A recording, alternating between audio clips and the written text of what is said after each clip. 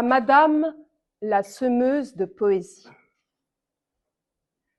Quand la cloche a sonné, dans le calme léger, nous venions de finir ce sonnet partagé. Pour Hélène, ces mots portaient une lumière, un souffle enchanteur, une douce prière. La classe tout entière, émue par cet instant, applaudit d'un élan vibrant et éclatant. C'était la première fois qu'un tel émoi nous prit, qu'ensemble nous fîmes entendre un seul cri.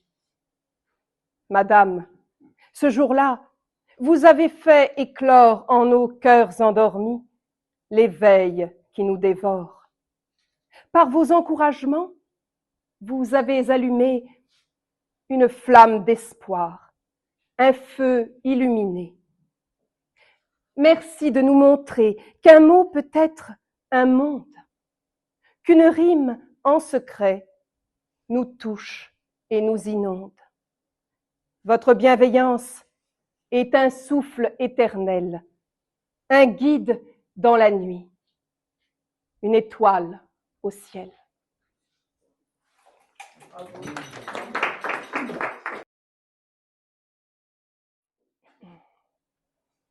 Sous les gouttes, l'ombre du secret.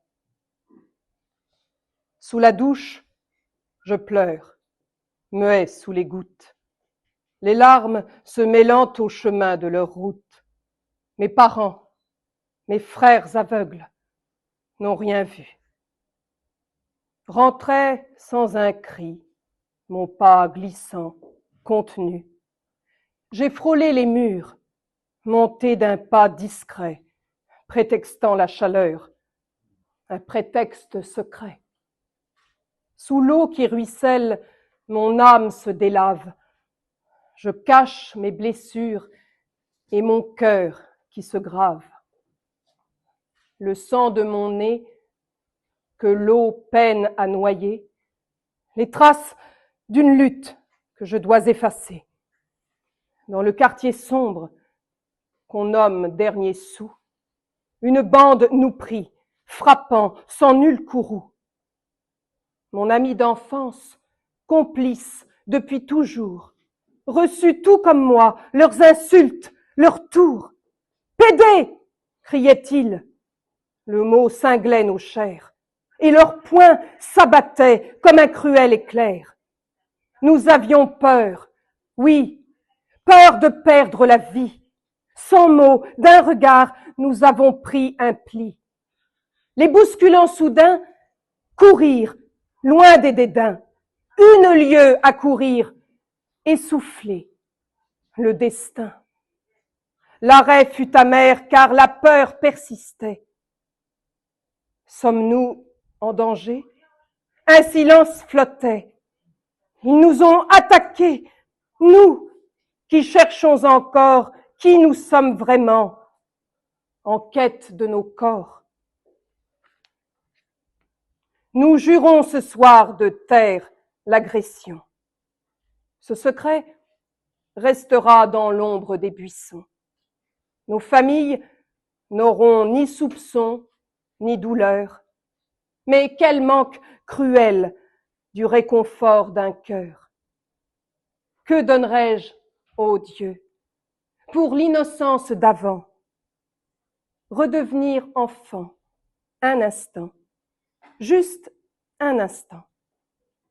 Mais ce jour m'endurcit et ma fuite je prépare. Je quitte Boulogne, son rejet et ses regards.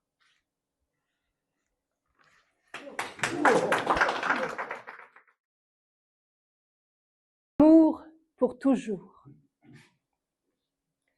Dans l'éclat tendre de mes jeunes années, je voyais mes parents, leur union sacrée. Des rires, des regards, des mains entrelacées, l'amour, un jardin à jamais parfumé.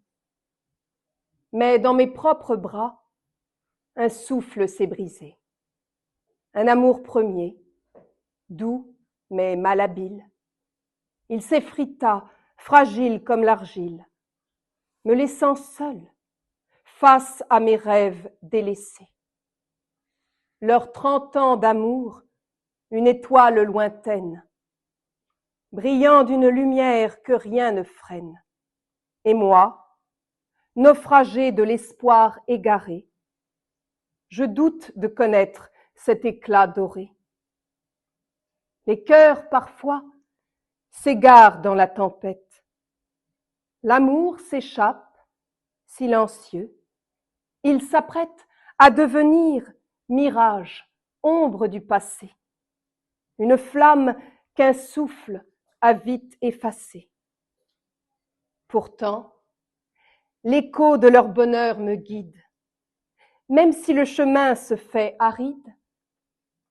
Peut-être un jour, sous un ciel étoilé, trouverai-je enfin ce que j'ai espéré. Mais pour l'instant, je pleure cette histoire, ce rêve d'aimer, gravé dans ma mémoire. Une note douce dans le chant de ma vie, fragile mais belle, même dans l'oubli.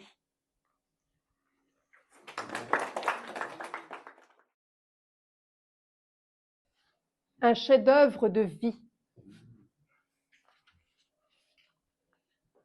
J'ai vaincu le cancer.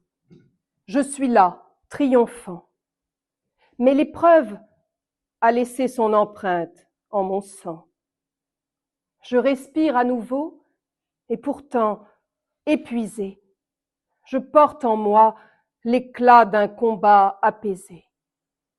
Que faire à présent, moi qui reviens des ombres, quand l'avenir m'appelle et que mes pas y sombrent? Je choisis d'exister, de bâtir lentement une œuvre d'art vivant, sublime et éclatant.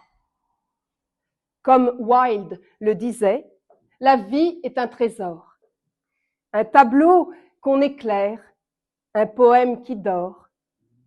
Chaque jour désormais sera pour moi une toile où je peindrai l'espoir, l'amour et mes étoiles. Je n'ai plus à courir, le temps s'offre à mes mains et j'en ferai un art, un chef-d'œuvre humain. Survivre n'est pas tout. Je veux créer, aimer et faire de ma vie un éclat d'éternité.